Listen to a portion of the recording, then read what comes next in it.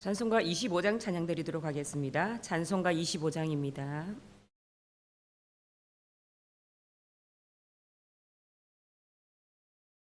멸류관 벗소서 주 앞에 드리세 저 천사 기쁜 노래가 온 땅에 퍼지네 내 혼악 깨어서 주 찬송하여라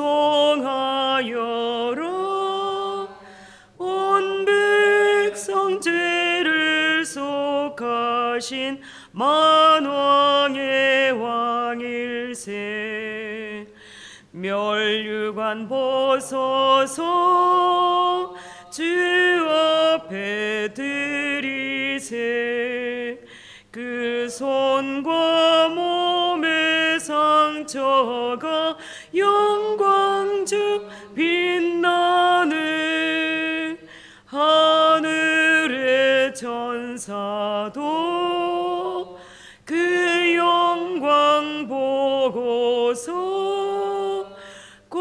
고난의 신비 알고자 늘 흠모하도다 멸류관 벗어서 주 앞에 드리세 온 세상 전쟁 그치고 참 평화 오겠네 주 보좌 앞에서 온 백성 엎드려 그 한량없는 영광을 늘 찬송합니다.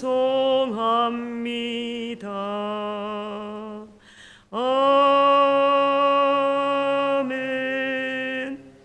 사도신경으로 신앙 고백 드리겠습니다. 나는 전능하신 아버지 하나님 전지의 창조주를 믿습니다. 나는 그의 유일하신 아들 우리 주 예수 그리스도를 믿습니다. 그는 성령으로 잉태되어 동정녀 마리아에게서 나시고 본디오 빌라도에게 고난을 받아 십자가에 못 박혀 죽으시고 장사된 지 사흘 만에 죽은 자 가운데서 다시 살아나셨으며 하늘에 오르시어 전능하신 아버지 하나님 우편에 앉아 계시다가 거기로부터 살아있는 자와 죽은 자를 심판하러 오십니다. 나는 성령을 믿으며 거룩한 공교회와 성도의 교제와 죄를 용서받는 것과 몸의 부활과 영생을 믿습니다. 아멘. 오늘 하나님의 말씀은 역대상 25장 말씀입니다. 다 읽지 않고요. 1절부터 9절까지만 우리가 같이 한번 교독하도록 하겠습니다. 1절 읽겠습니다. 다윗이 군대 지휘관들과 더불어 아삽과 헤만과 여두둔의 자손 중에서 구별하여 섬기게 하되 수금과 비파와 재검을 잡아 신령한 노래를 하게 하였으니 그 직무대로 일하는 자의 수요는 이러하니라. 아삽의 아들들은 습과 느다냐와 아사렐라니 이 아삽의 아들들이 아삽의 지휘 아래 왕의 명령을 따라 신령한 노래를 하며 여두둔에게 이르러서는 그의 아들들 그달리아와 스리와 여사야와 시므이와 하샤바와 마띠디아와 여섯 사람이니 그의 아버지 여두둔의 지휘 아래 수금을 잡아 신령한 노래를 하며 여호와께 감사하며 찬양하며 헤만에게 이르러는 그의 아들들 붓기야와 마따냐와 우시엘과 스브엘과 여리목과 하나냐와 하나니와 엘리아다와 깃달디와 로만디에셀과 요스브가사와 말로디와 호딜과 마시오시라. 이는 다 헤만의 아들들이니 나팔을 부는 자들이며 헤만은 하나님의 말씀을 가진 왕의 생견자라. 하나님이 헤만에게 14아들과 3딸을 주셨더라.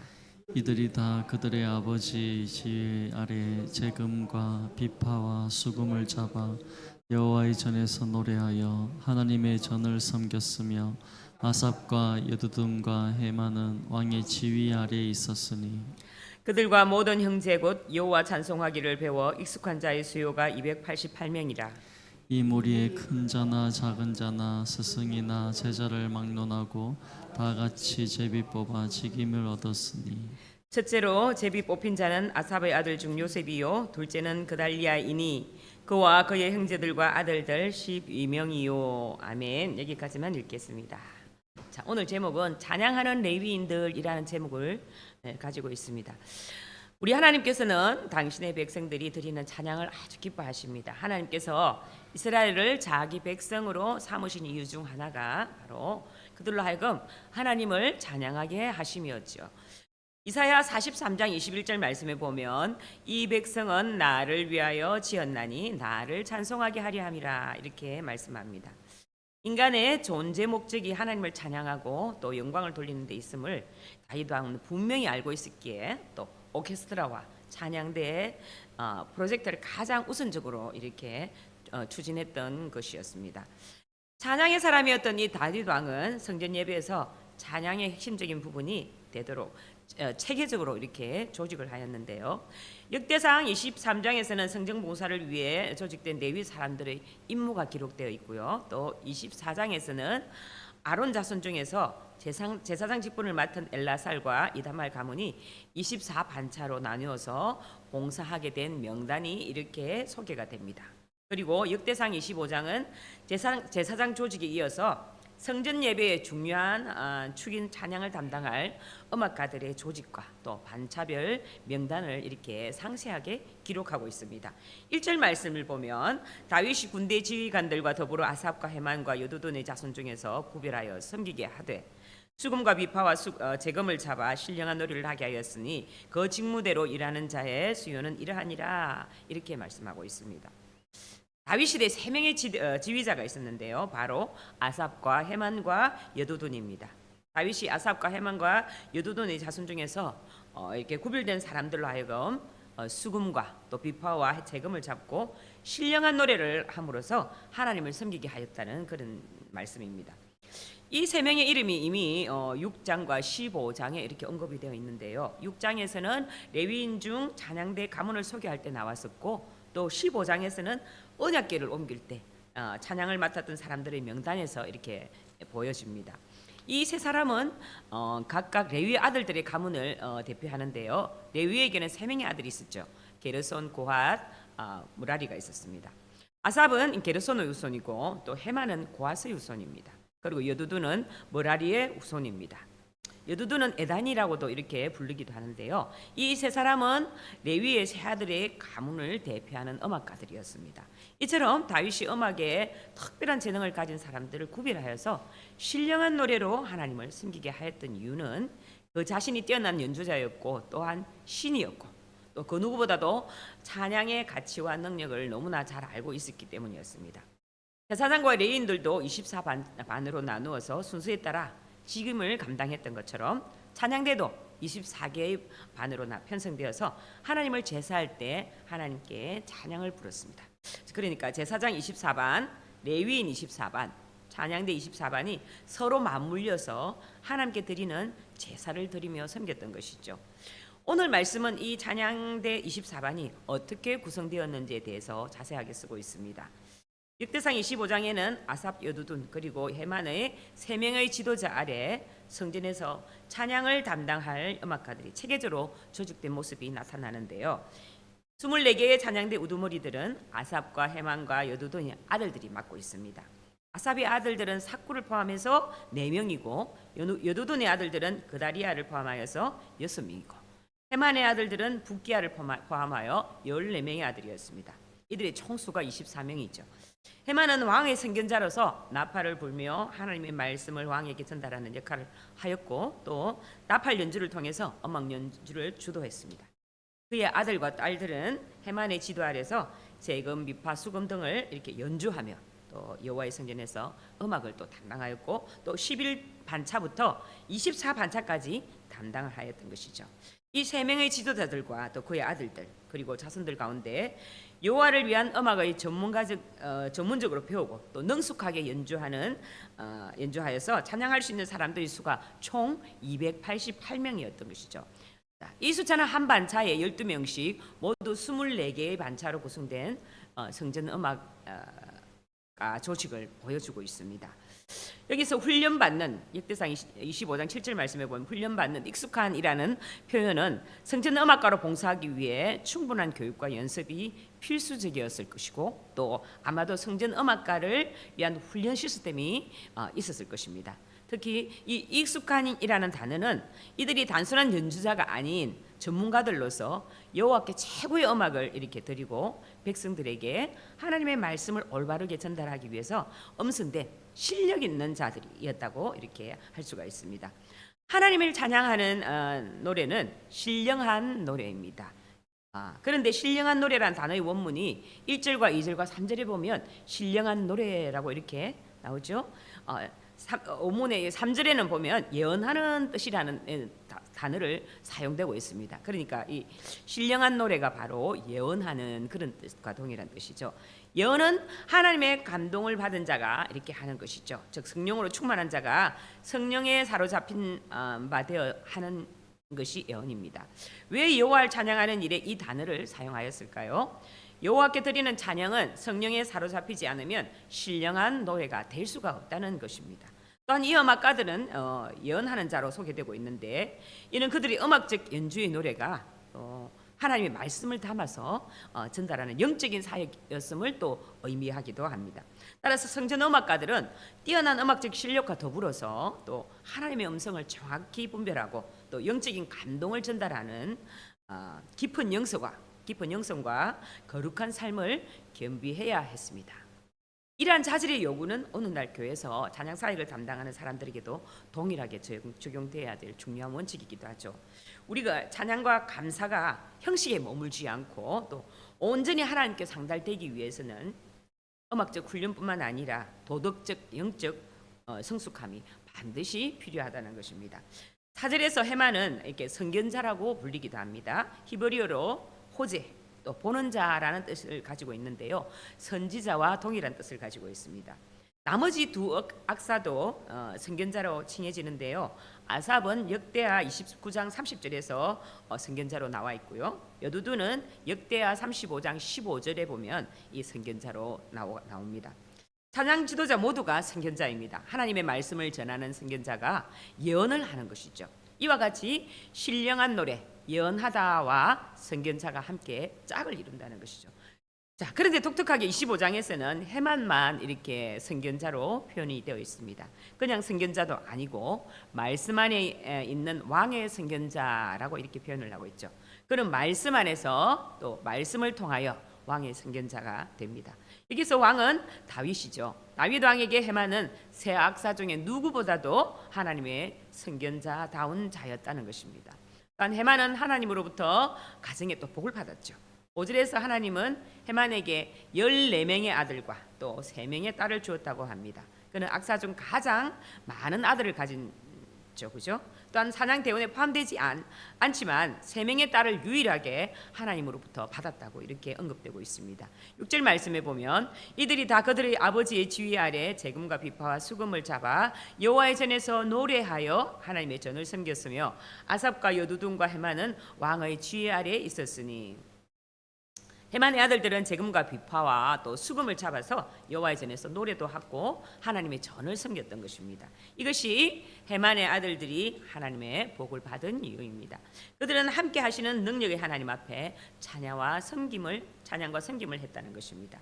이런 모든 섬김은 질서 안에서 이루어졌습니다. 아삽과 여두둔 헤만의 아들들은 그들이 아버지의 지휘 아래에서 있었던 것입니다. 2절에서 아삽의 지휘 아래, 3절은 여두둔의 지휘 아래, 6절은 그들의 아버지의 지휘 아래라고 이렇게 표현합니다. 그리고 그들의 아버지는 다윗 왕의 지휘 아래에 있었습니다. 6절을 보면 아삽과 여두둔과 헤만은 왕과 지휘 아래 있었으니라고 말을 하죠. 곧 다윗 왕의 지휘 아래 찬양 지도자들이 있고 또 그 지휘 아래 그 아들들이 있었다는 겁니다. 저는 이 모든 것을 총괄하는 자가 다윗 왕이라는 사실이 성전에서 이루어지는 찬양의 색채를 드러난다고 볼 수가 있겠습니다. 다윗은 광야에서 정처 없이 떠들며 수많은 찬양을 지었습니다. 그리고 그는 힘들고 고단했던 삶 속에서 하나님께 찬양을 손에서 놓지 않았습니다. 도리어 하나님께 탄식하고 아픔을 토로했습니다. 슬플 때나 외로울 때나 하나님 불러도 응답이 없을 때도 노래했습니다. 즐거울 때 주님께 감사했습니다. 다윗은 자신이 하나님 앞에서 했던 그 찬양이 성전에서 울려 퍼지길 원했던 것입니다. 광야에서 정처 없이 떠돌며 경험했던 하나님의 일하심이 선포되길 바랬던 것이죠. 그래서 찬양대를 조직한 것이었습니다. 이스라엘도 그와 같이 고단할 때든 좋을 때든 하나님의 말씀으로 찬양하기를 바란 것이었습니다. 성전에 오르는 모든 자가 또 말씀으로 인해서 가슴을 찢고 또 엎드리는 자가 되기를 바라는 마음이었습니다. 아마 역대기 기자는 다윗이 찬양대를 조직했다는 이야기를 포함시키며 독자인 포로귀한 자들에게 이렇게 이야기하고 싶었을 겁니다. 찬양을 잃어버린 이스라엘 백성들아, 찬양을 회복하라. 슬프고 힘들 때, 어렵고 고단할 그때에도 우리는 이 찬양은 계속되어야 한다. 말씀이 우리 안에서 퍼져야 하고 그로 인한 단식과 기쁨, 외침을 멈추어서는 안 된다라고 다윗은 아마 이렇게 외쳤을 겁니다. 그런 다윗의 바람과 가장 일치한 가문이 바로 아삽인데요. 아삽 가문은 세 악사 중에 가장 숫자가 적습니다. 포로귀한 때 돌아온 인원이 128명밖에 안 됩니다. 그의 아들들은 사명으로 24반열 중에서 4반열만 이렇게 배정을 받죠. 그럼에도 아삽이 3명의 악사 중 가장 먼저 언급이 됩니다. 히브리어에서는 순서가 굉장히 중요한데요. 먼저 나오는 것이 굉장히 강조가 된다는 겁니다. 그런 이런 위치를 취하게 된 이유는 아삽의 아들들이 아삽의 지위뿐만 아니라 왕의 지위도 직접 받았기 때문으로 보입니다. 이 절을 보면 아삽의 아들들은 아삽의 지위 아래 왕의 명령을 따라 신령한 노래를 했다라고 표현을 합니다. 앞에서 아삽과 여두둔 헤만의 아들들은 지도자의 지위를 받고 지도자는 왕의 지위 아래 있다고 했습니다. 하지만 2절 말씀에 따르면 아삽의 아들들은 아버지의 지위 아래 있을 뿐만 아니라 왕의 지위를 직접 받았다는 겁니다. 그만큼 그들이 다윗 왕이 추구했던 찬양의 삶을 살았다는 이야기이죠. 7절 말씀에 보면 그들과 모든 형제 곧 여호와 찬송하기를 배워 익숙한 자의 수요가 288명이라. 이렇게 세워진 찬양대원은 하나님은 찬송하기를 배웁니다. 아마 찬양대 내에 훈련과 교훈이 있었던 것 같습니다. 하나님은 부른 자의 부족함을 채워주십니다. 모두 완벽한 실력을 갖출 수가 아니라 하나님의 선택과 구별하신 은혜로 세워졌습니다. 그렇게 세워진 자가 바로 288명입니다. 아삽의 자손이 4명, 여도둔 자손이 6명, 헤만 자손이 아들들이 14명, 총 24명입니다. 12명씩 짝을 지어서 24반열을 갖춘 것이죠.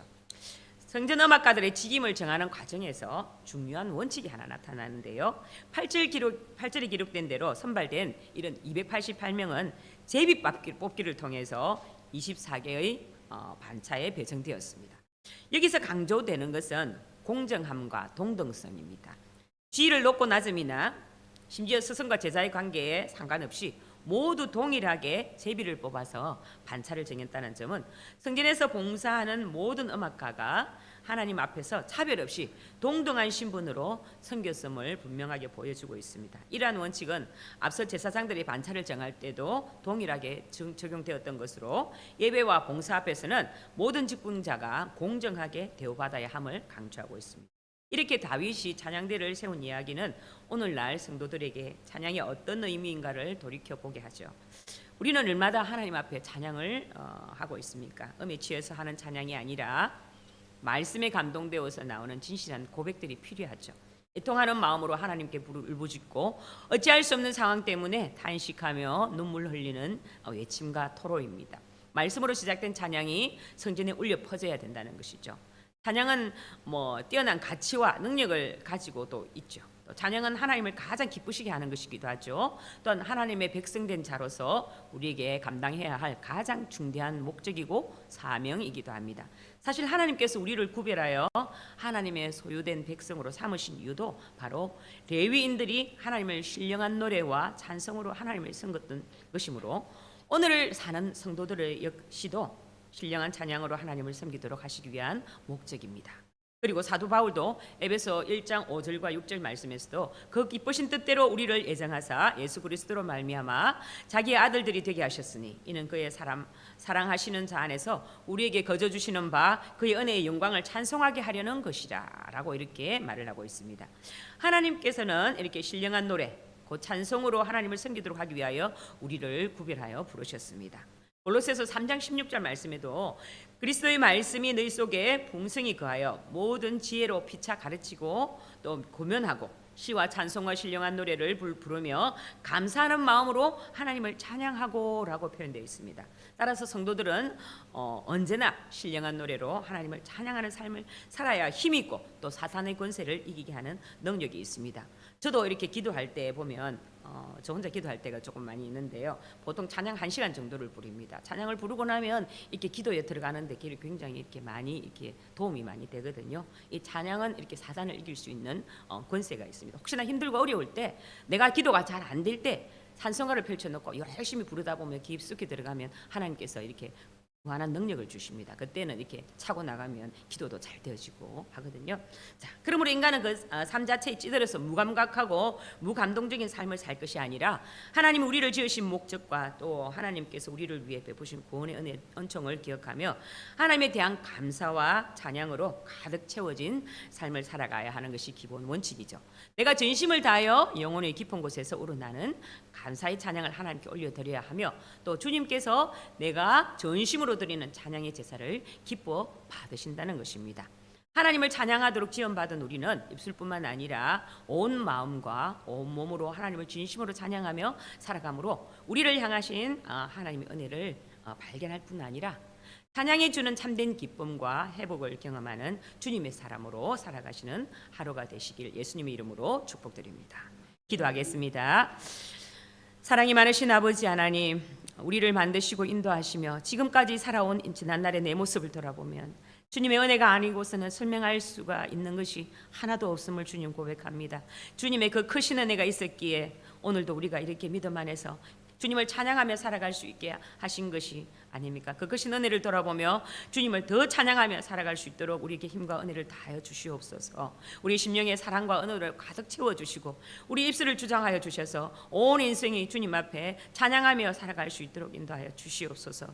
주님의 영광을 온전히 드러내며 우리 삶 속에서 하나님의 뜻이 온전히 드러나도록 살아갈 수 있도록 오늘 하루도 살아갈 수 있도록 주님 도와주시기를 간절히 소망합니다. 오늘도 하나님의 우리의 삶의 모든 것을 붙잡아 주시고 인도하여 주실 줄로 간절히 믿사옵고 살아계신 우리 주 예수 그리스도 이름으로 기도드립니다. 아멘. 하늘에 계신 우리 아버지 이름을 거룩하게 하시며 아버지의 나라가 오게 하시며 아버지의 뜻이 하늘에서와 같이 땅에서도 이루어지게 하소서. 오늘 우리에게 일용할 양식을 주시고 우리가 우리에게 잘못한 사람을 용서하여 준 것 같이 우리 죄를 용서하여 주시고 우리를 시험에 빠지지 않게 하시고 악에서 구하소서. 나라와 권능과 영광이 영원히 아버지의 것입니다. 아멘. 오늘 기도 제목을 함께 나누겠습니다. 성도들의 가정을 위해서, 직장을 위해서 함께 기도하겠습니다. 하나님께서 성도들의 가정마다 하나님의 은혜가 부어지고 성령의 기름 부으심이 있고 하나님의 인도하심이 있는 그런 가정 되게 해주시고 성도들이 직장과 생업의 번창을 주시고 또 직장 속의 그리스도인으로서 승리하며 살아갈 수 있도록 기도해 주시고 한우들의 치유와 회복을 위해 기도합니다. 수술을 끝내고 회복을 기다리는 성도들이 많이 있습니다. 하나님 그들에게 은혜를 주셔서 그 심령의 은혜도 주시고 또 치유가 속히 일어날 수 있도록 위해서 기도해 주시기를 바랍니다. 우리는 예배를 드려야 되면 살아가야 될 목적이 있는 사람들입니다. 찬양을 해야 될 목적이 있는 사람들이죠. 우리 수요 예배 활성화를 위해 기도해 주시기를 바랍니다. 많은 성도들이 나와서 하나님 앞을 예배하며 찬양하며 그 삶을 더욱더 하나님 앞에 드려줄 수 있는 삶이 되도록 위해서 기도해 주시고 이제 겨울 여름 사역들이 상반기 사역들이 이제 중보기도 보교전도 엘리맹복학교가 끝났습니다. 하나님 또 잘 심을 넣고 하반기에도 하나님을 위해서 열심히 또 달려갈 수 있도록 위해 기도해 주시고 금조 찬양 기도회와 성경 연구원 사역 또 성경 연구원 사역도 이제 마무리가 되어져 가는데요. 또 이제 여름 성경학교를 준비합니다. 제일 중요한 7월의 사역인데요. 우리 아이들의 영혼들을 위해서 함께 기도해 주셔서 우리 아이들이 말씀을 통해서 깨어지고 변화받아서 그들의 심령이 세상 가운데 풍파 속에도 흔들리지 않고 요동치 않는 믿음을 소유할 수 있도록 위해서 주여 외치고 함께 기도하겠습니다. 주여! 하나님 아버지 오늘 하루도 찬양하며 살아갈